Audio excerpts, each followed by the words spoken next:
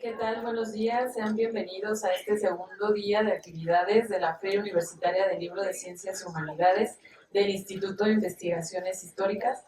Es un placer para nosotros contar con su presencia y que vengan a todas estas diversas actividades que estamos realizando en esta feria.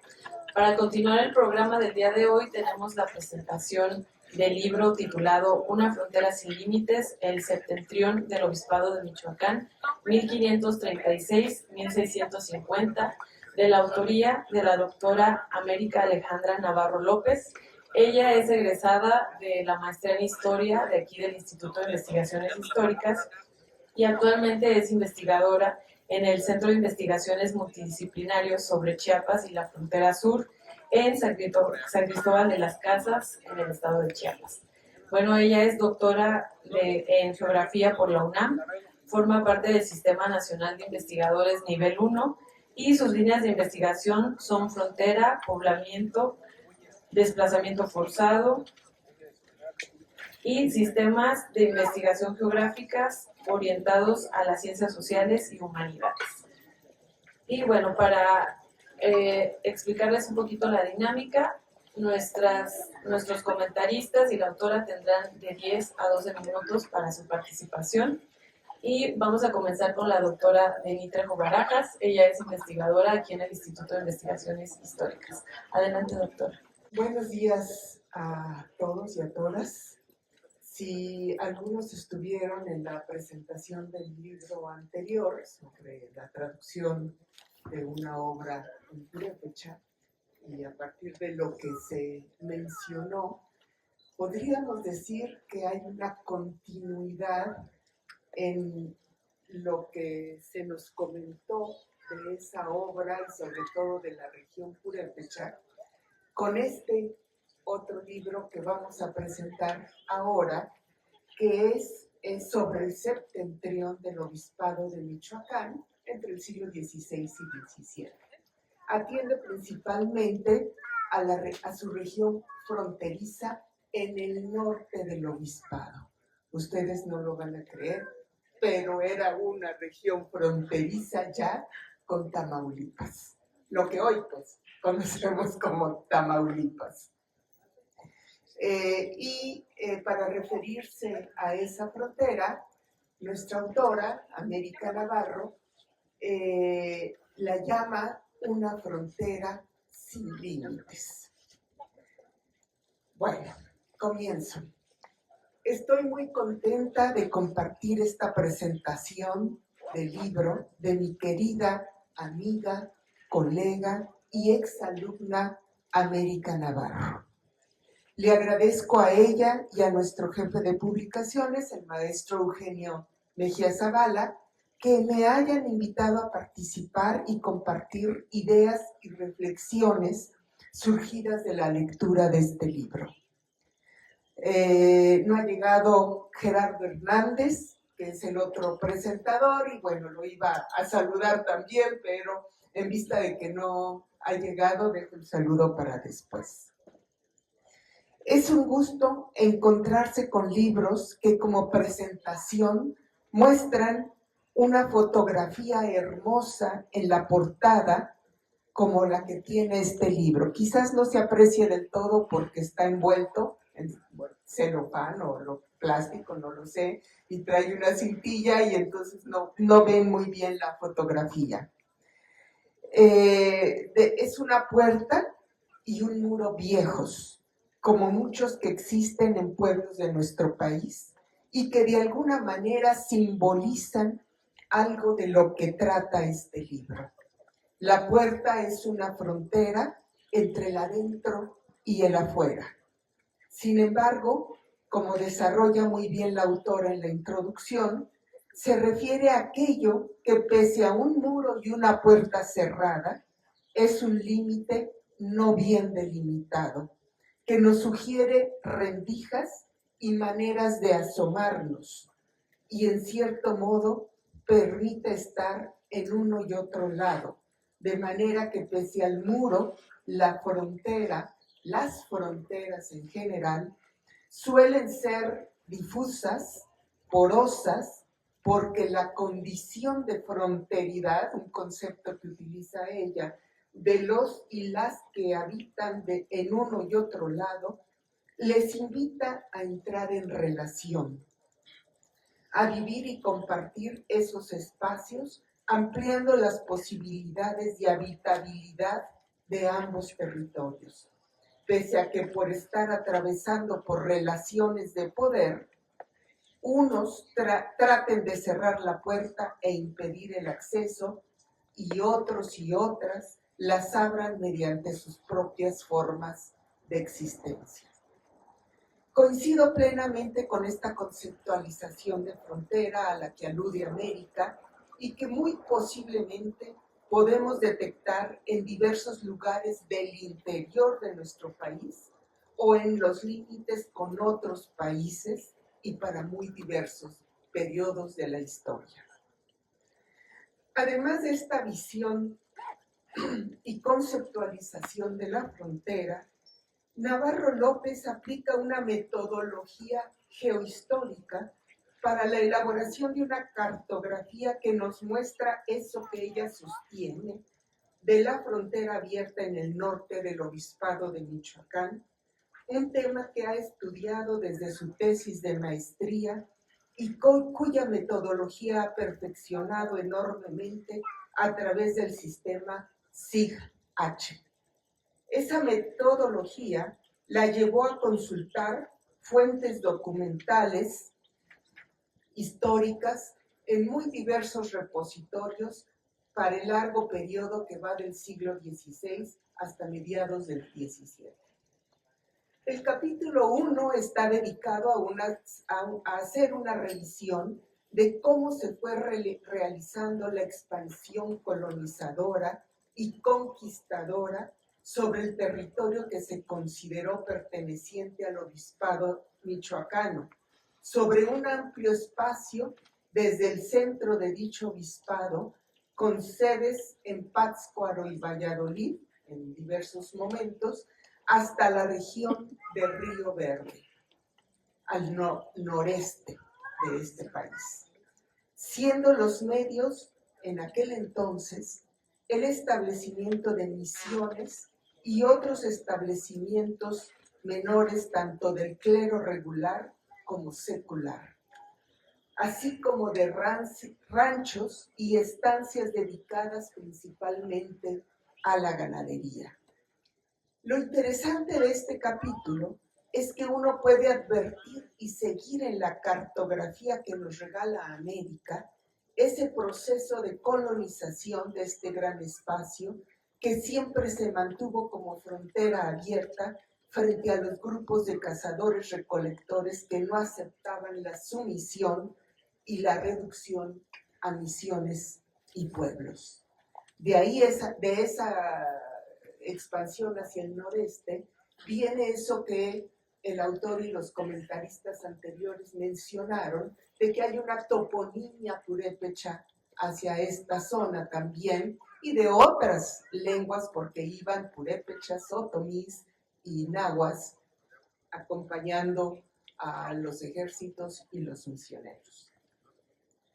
En el capítulo 2 vemos cómo se despliega la ocupación del territorio norteño perteneciente al obispado de Michoacán, desde el Bajío hasta la región del Río Verde.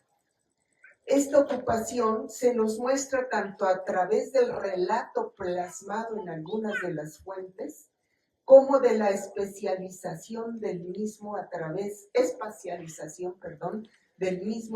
de la cartografía elaborada por América. Así vemos los territorios ocupados paulatinamente por las distintas instituciones que se fueron instalando en ellos y que antes habían estado ocupados por cazadores-recolectores, pames, guachichiles y guamares, descritos y mal nominados en general como chichimecas. Los testimonios de la época los señalan como más belicosos en la medida que se situaban más al norte, por lo cual se les combatió férreamente en lo que se consideró una guerra justa por resistirse a esa colonización. Aunque hay que admitir que hubo algunos misioneros, principalmente franciscanos, que consideraban necesario el buen trato. Las instituciones religiosas, como en otras partes del territorio novohispano, fueron las misiones y las parroquias. Pero resulta importante comprender que las actividades de los ganaderos y mineros fueron fundamentales en este proceso, por lo que Navarro observa la ganaderización de este amplio territorio a través de las estancias dedicadas a esta actividad, gracias a las mercedes de tierra concedidas, y luego del establecimiento de algunos ranchos y haciendas donde se combinaba la agricultura y la ganadería. Todas estas instituciones económicas abastecieron por lo regular a los centros mineros como Marfil en Guanajuato, Guanajuato mismo, San Luis Potosí y Guadalcázar. Algunos de estos centros mineros situados hacia esa región, después de los del Bajío hacia el noreste. El último aspecto que les comento de este capítulo es el de cómo se aceptó a algunas de estas instituciones durante un tiempo del pago del diezmo para facilitar la ocupación. No obstante, poco a poco el diezmo generó conflictos entre los obispados y al interior de ellos por los territorios que eran susceptibles de diezmar. De eso se mantenía en buena parte tanto el Estado virreinal o español en general y, por supuesto, la Iglesia. En cuanto a las instituciones políticas que atendían y dirimían conflictos en la región, estaban los corregimientos y los cabildos, que en realidad rápidamente se convirtieron en defensores de los intereses mineros para involucrarse en sus negocios y obtener algún tipo de ventaja económica.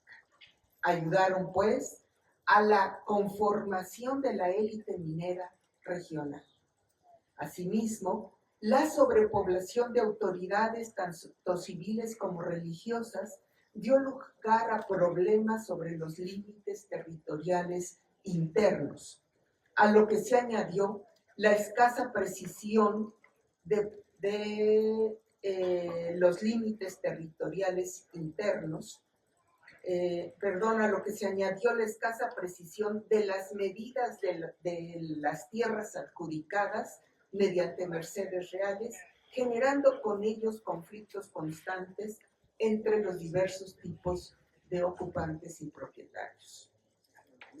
En el capítulo 3, según palabras de la autora, se presenta una cartografía de la frontera norte del septentrión michoacano, del obispado michoacano, a partir del análisis y el procesamiento de datos de fuentes primarias y cartografía histórica en sistemas de información geográfica orientados a la historia, ajustándose a la información territorial que las fuentes del periodo revelan, ya que un problema metodológico común en las ciencias sociales, con especial atención en la historia, es que suelen representarse los territorios prehispánicos y coloniales a partir de representaciones cartográficas del siglo XIX, con criterios del XX.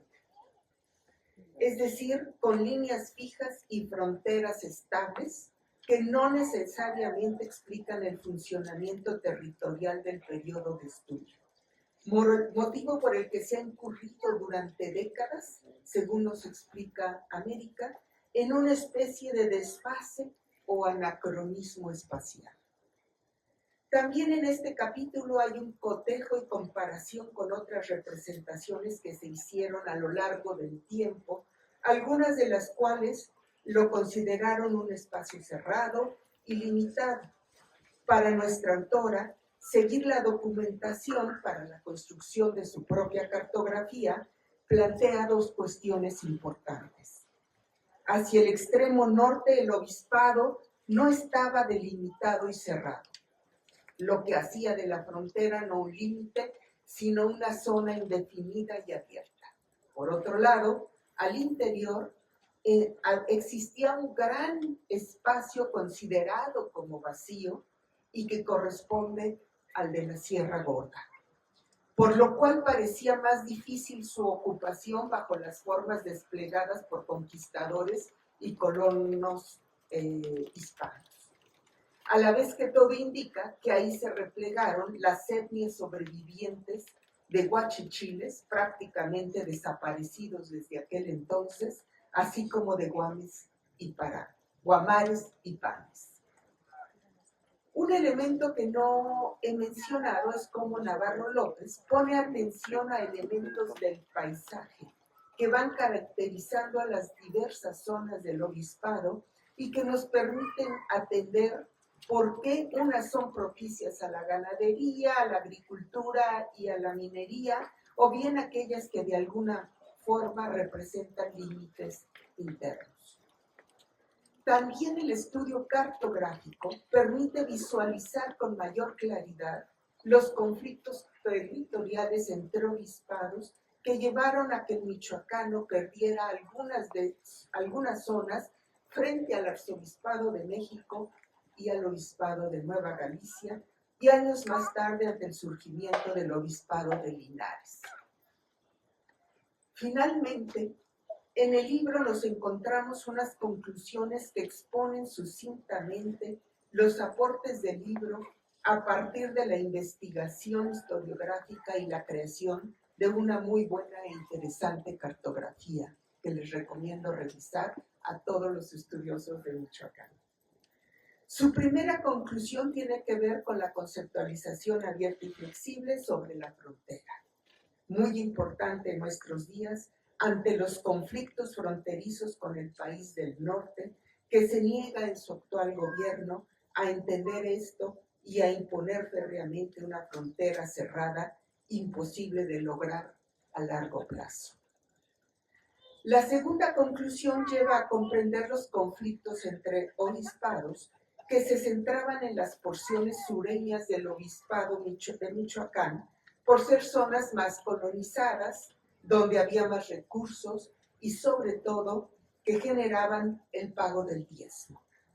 La región más norteña de este obispado, al parecer, no generaba tanto interés más allá del Bajío, el Bajío pues sí, ¿no? Ni por los obispados vecinos ni por los diversos tipos de propietarios. De aquí que haya permanecido como una frontera no totalmente delineada. Además, a ella se agregaba la existencia de un espacio vacío, yo diría que entre comillas, ya que en el centro norte del obispado, en el que se desplegaba la Sierra Gorda, era menos accesible, es cierto, en aquel entonces, pero ahí se replegaron los grupos étnicos no sometidos. Lo que sí fue de interés de los conquistadores fue el contorno, nos dice América, de dicha región vacía, entre comillas, por contar con zonas mineras y mejores condiciones agropecuarias. Ese contorno estaba integrado por diversos asentamientos que fueron muy importantes.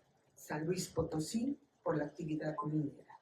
Río Verde, por ser un valle muy fértil, propicio para las actividades agroganaderas, y en el que hubo una intensa actividad misional. Valle de San Francisco, ya hacia el Bajío, por ser un importante establecimiento agropecuario después de Río Verde, y finalmente Guadalcázar, por ser el establecimiento más norteño ligado a las actividades mineras. La tercera gran conclusión es que en el proceso de fronterización intervinieron factores de todo tipo, políticos, económicos, culturales y demográficos. No sé si en estos factores podría entrar uno más a considerar, que de hecho la autora menciona más adelante en el texto y también dentro de su texto, y son las condiciones físicas, las características del paisaje, que también de alguna manera, a mi modo de ver, condicionan en buena medida el tipo de establecimiento, su ubicación y de relaciones sociales determinadas entre los diferentes grupos. La ambigüedad de la ocupación territorial es la cuarta conclusión a la que da relevancia América Navarro.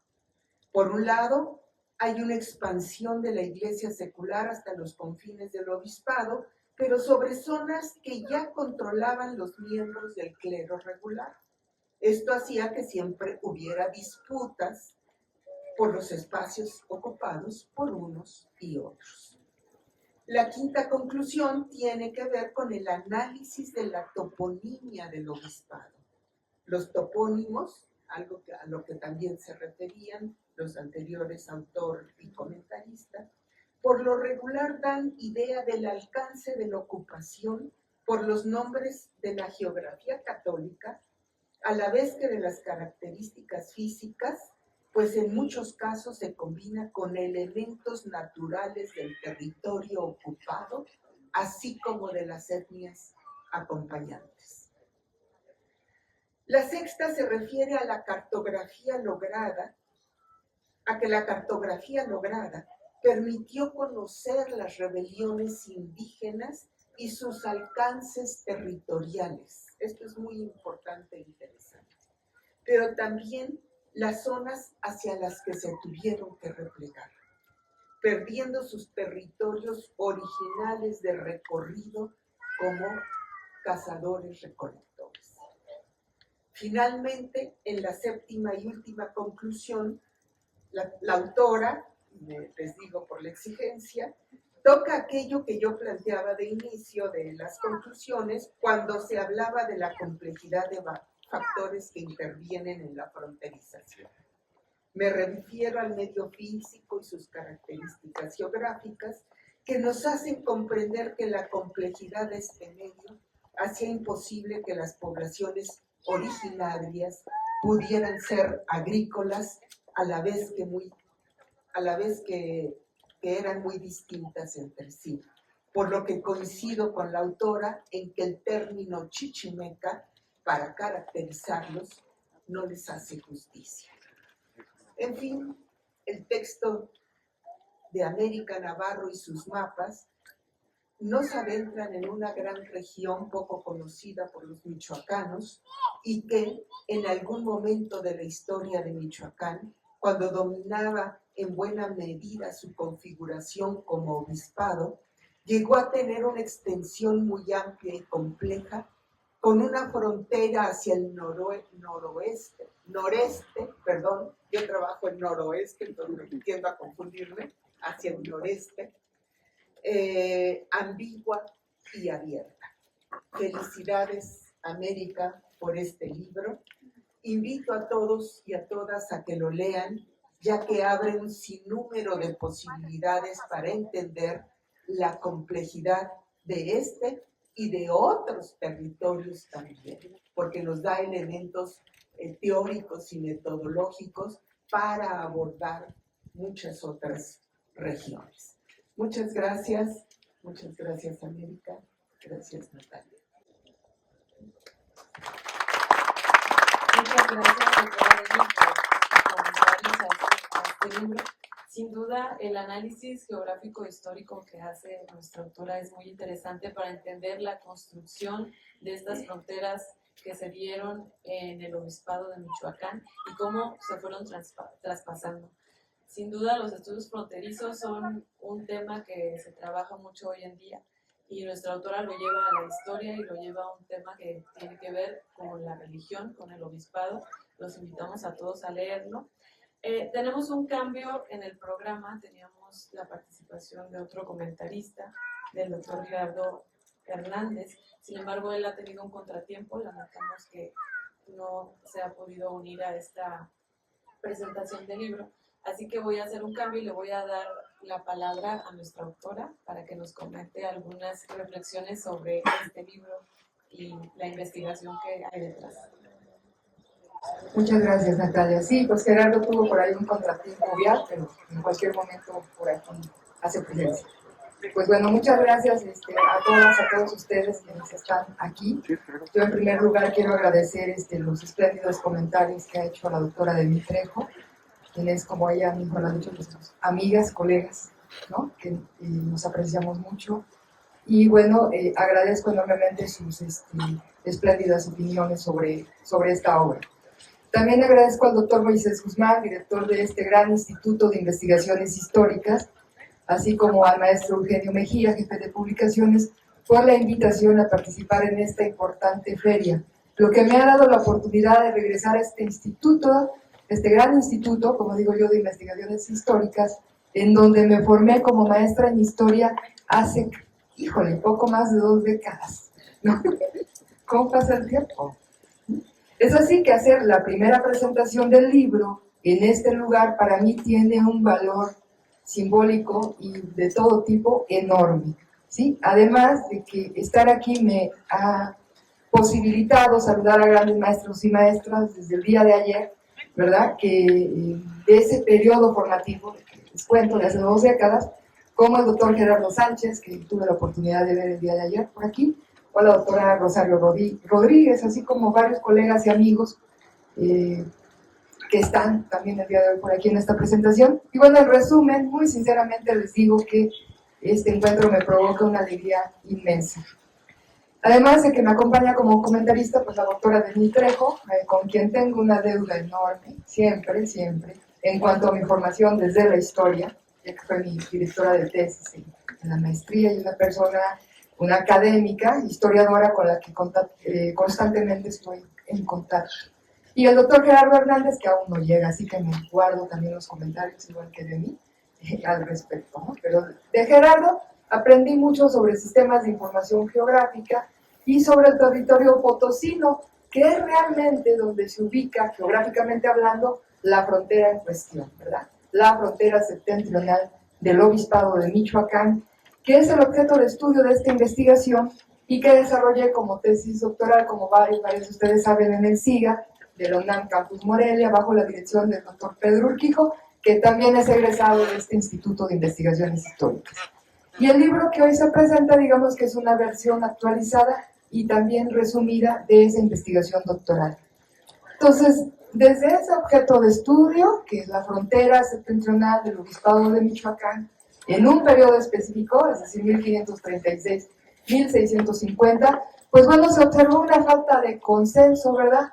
Un problema en el reconocimiento de esta frontera septentrional en la historiografía michoacana de al menos las últimas 4 décadas, la cual ha sido abordada por historiadores y por geógrafos, entre los cuales, por supuesto, me incluyo, interesados en el estudio del Obispado de Michoacán, principalmente en el periodo colonial. Pues bueno, desde la etapa inicial del desarrollo de la tesis, pues se dejaba entrever que no quedaba claro qué era esa frontera. Así que la pregunta de qué es la frontera se convirtió en la pregunta central de la investigación. ¿Qué es? Porque pues no quedaba claro, ¿verdad? Porque me preguntaba cuál era realmente la forma de esa frontera septentrional, la fisonomía, cuál es la fisonomía de esa porción territorial de la jurisdicción del Obispado de Michoacán. Y más aún me preguntaba cómo podía explicarse qué es la frontera, ¿verdad? En términos teóricos, históricos, pero también desde una dimensión espacial, porque el doctorado pues era un doctorado en geografía.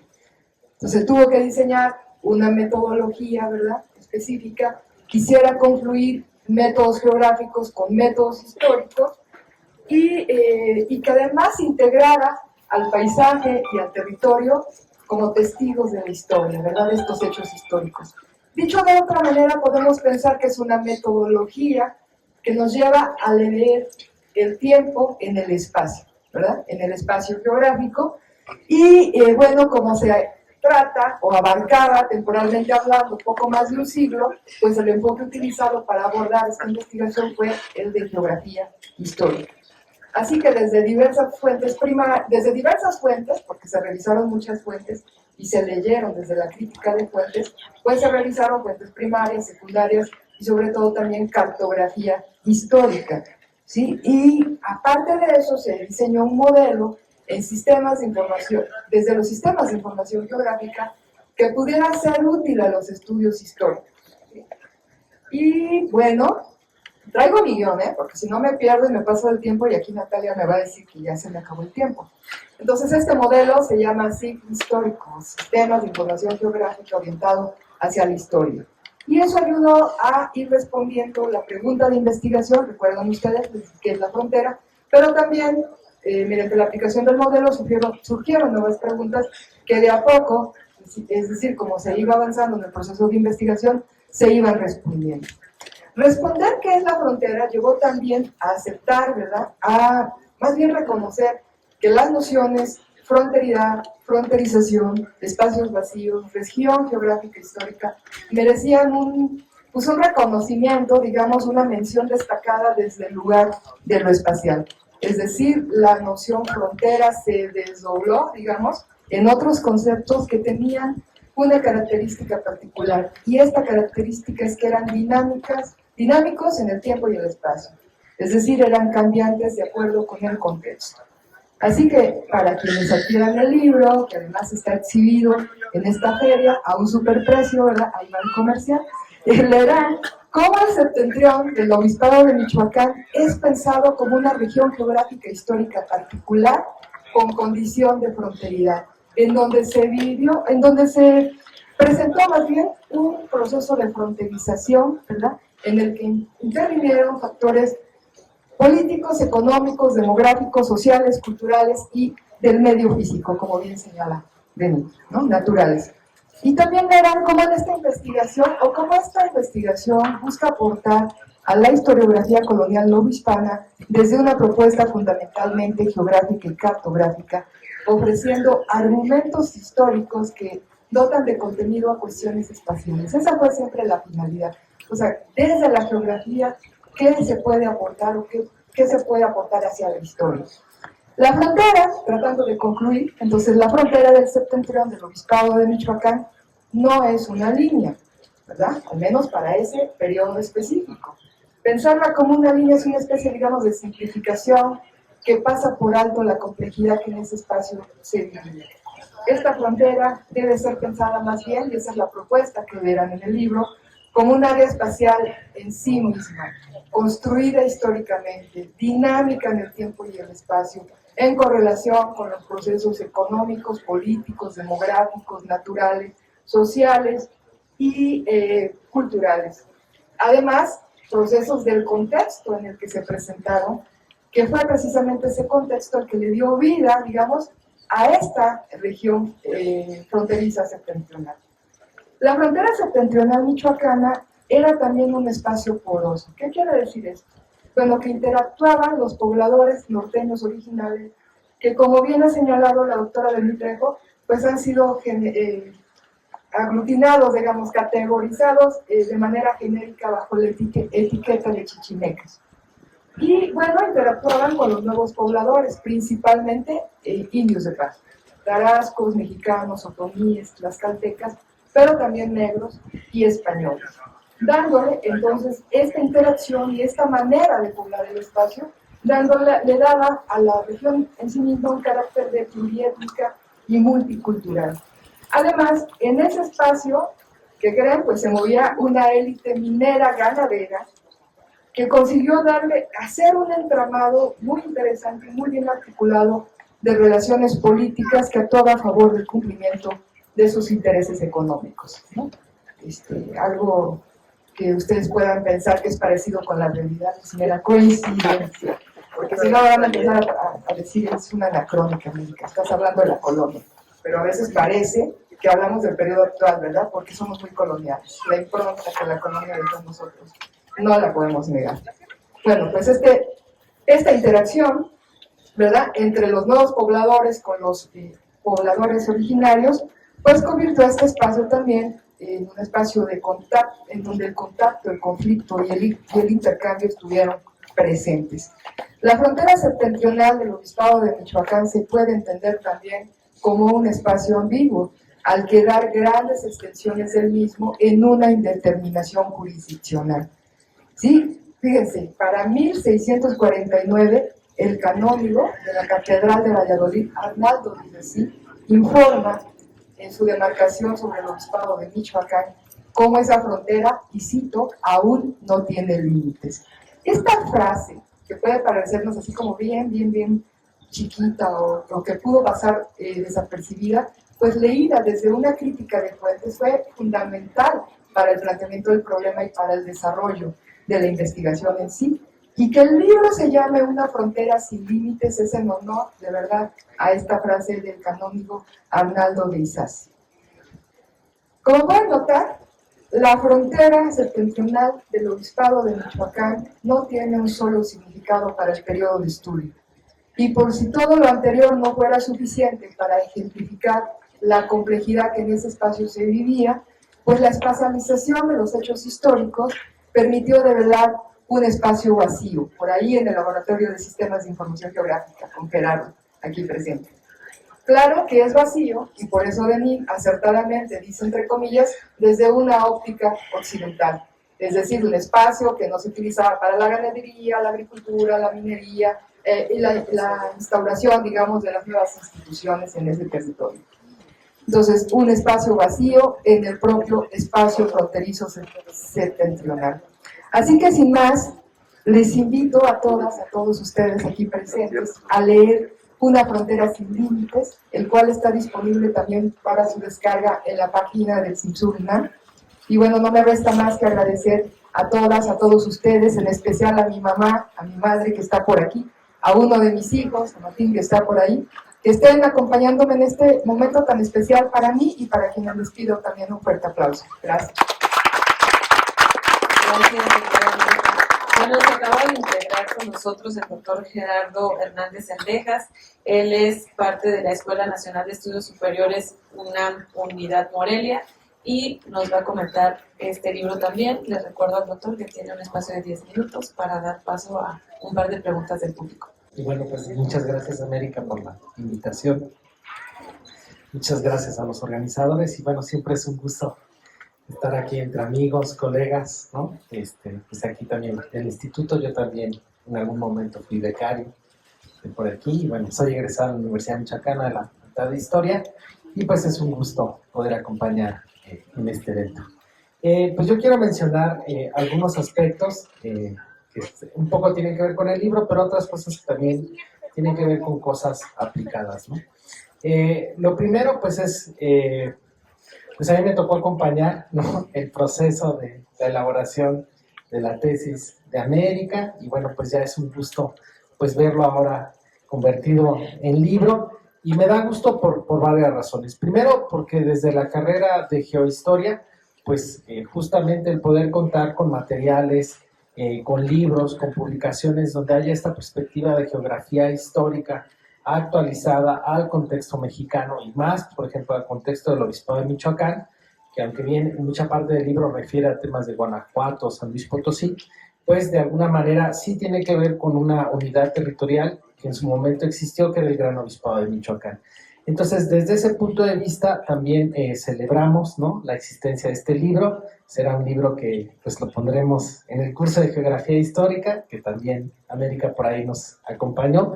Y entonces, el poder contar, digamos, con este tipo de materiales donde hay mapas, donde hay información de archivo, donde hay trabajo de campo, pues resulta muy importante, muy novedoso y muy necesario, sobre todo para nuestra carrera, pero pues consideramos que esta perspectiva pues también sirve para los estudiosos del mundo no hispano, para aquellos que les interesa la geografía histórica, el histórico y bueno, pues en términos generales los procesos de construcción territorial que ha tenido este país, ¿no?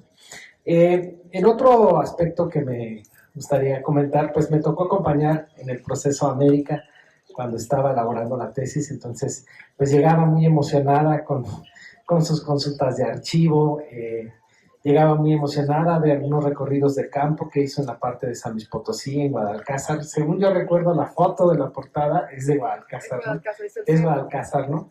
Llegó muy contenta, recuerdo el momento cuando me enseñaste la foto, que acababas de llegar de Guadalcázar y pues traías como mucho esta emoción que da de ser el vínculo entre la investigación de archivo con el trabajo de campo, ¿no?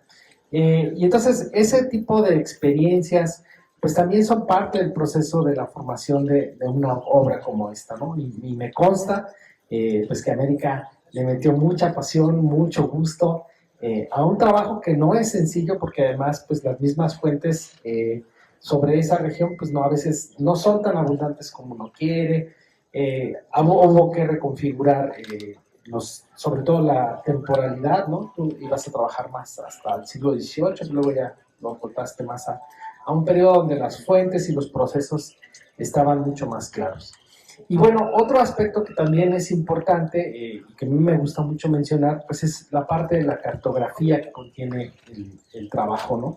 Los mapas, estos mapas no son sencillos porque, bueno, a veces quienes trabajamos con sistemas de información geográfica, actualmente en el siglo XX tenemos la gran ventaja de que hay muchos documentos y que hay mucha información.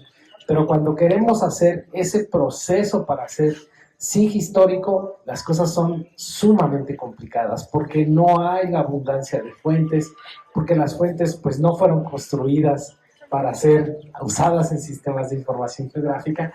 Y entonces pues hay que hacer mucho trabajo fino, hay que hacer revisiones, hay que hacer ajustes, hay que hacer mucho trabajo y a veces mucho de ese trabajo no rinde el fruto que uno quisiera. Entonces, detrás de estos mapas hay mucho trabajo que no se ve plasmado o que no pudo ser reflejado porque simplemente al final del proceso ya no es posible mapearlo, ¿no?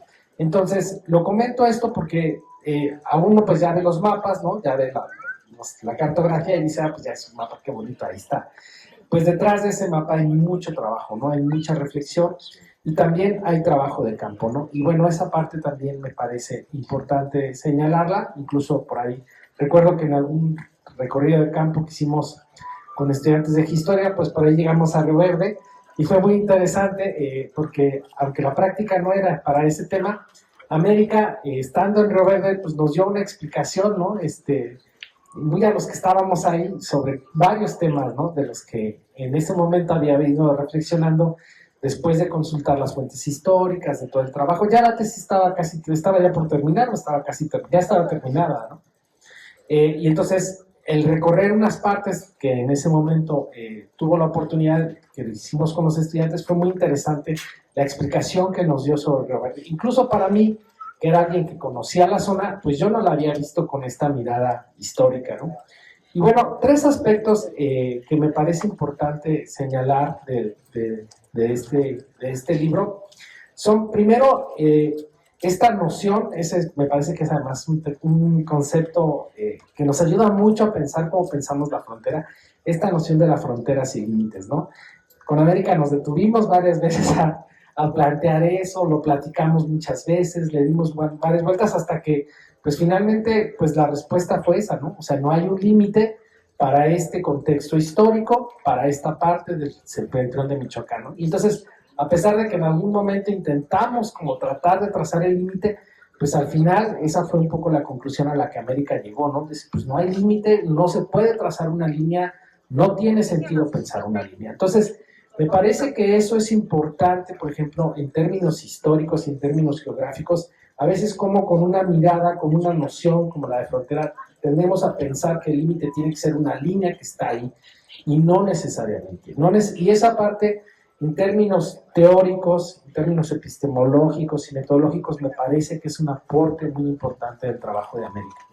Y además, ligado a esto, hay otro concepto que luego también volvió a aparecer en otro trabajo, que es esta noción de que el proceso de colonización, a veces lo pensamos, que es como continuo y que llegó y que se fue estableciendo, ¿no? Y en el trabajo de América lo que se nota es que hubo un proceso en el cual avanzaron muy al norte y luego se va a quedar un espacio vacío, ¿no? O sea, un espacio en el cual pues ya no están los pobladores de los pueblos chichimecas, guachichiles, cascanes, porque el proceso los terminó por mover más al norte, pero tampoco se quedan los novohispanos y tampoco se quedan los mestizos, es decir, se queda una especie como de dona o de hoyo que durante muchos años estuvo pues en realidad vacío, porque el proceso de las minas y la ganaderización se fue más al norte, y entonces queda un hueco ahí que posteriormente ya en el siglo XVIII se va a colonizar. Y ahí, por ejemplo, voy a comentar otra anécdota. América llegó ya muy contenta porque le habían dado oportunidad de ver este mapa de Santa María del Río y Tierra Nueva, que para quienes no conocen es San Luis Potosí, pero es un mapa que está en el archivo de la Casa Morelos. Es un mapa precioso, siglo XVIII, que trae muchos asentamientos. Entonces, hicimos el trabajo luego de ese mapa, lo ubicamos geográficamente, pudimos ubicar todas las localidades y justamente nos dimos cuenta que esos poblamientos fueron del siglo XVIII y se van a asentar justo en ese espacio vacío que había quedado en el proceso del avance de la frontera. Y entonces esa parte también me parece importante e interesante para pensar, porque luego, posteriormente, en la tesis de Estefanía Santoyo, que trabajó también un poco en una región similar, es más hacia Irapuato, también más o menos en las mismas temporalidades, se da cuenta que ocurre también un proceso similar. Es decir, primero hay un avance de expansión muy hacia el norte, pero se va a quedar un hueco, ¿no?